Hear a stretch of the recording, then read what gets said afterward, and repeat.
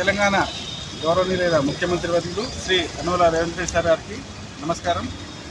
ప్రజా సంకల్పం మీకు ఎన్నోసార్లు అంటే జిహెచ్ఎంసీ పరిధిలో, హెచ్ఎండి పరిధిలో అక్రమ నిర్మాణాలు ఎలా జరుగుతున్నాయి వాటి గురించి ఎన్నో వాస్తవాలతో మీకు సోషల్ మీడియా ద్వారా అంటే ప్రభుత్వ అధికారిక మాధ్యమాల్లో మీకు తెలియజేసింది సార్.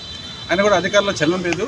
ఎన్నో వార్తా కథనాలు వచ్చాయి వాస్తవాలతో. ఆయన కూడా అధికారుల్లో చలనం లేదు. అన్ని జోనల్ కమిషనర్ పరిధిలో ముఖ్యంగా ఎల్బీ నగర్, కూకట్పల్లి, శ్రీలింగంపల్లి, ఖైరతాబాదు ఈ సర్కిల్లో చార్మినార్ మొత్తం అవినీతి అన్ని సాక్ష్యాలతో సహా ఉన్నాయని ఇప్పుడు వచ్చేసి మేము జిహెచ్ఎంసీ కమిషనర్ గారికి ఫిర్యాదు చేశాము.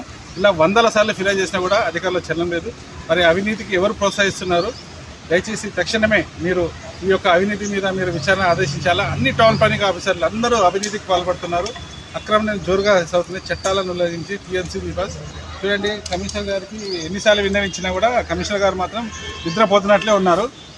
దయచేసి మీరు తక్షణమే ఈ యొక్క అవినీతి మీద విచారణకు ఆదేశాలు ఇవ్వాలని ప్రజా సంఘం డిమాండ్ చేస్తుంది. Bapatla Krishnamohan, GHMC head office నుంచి. Thank you.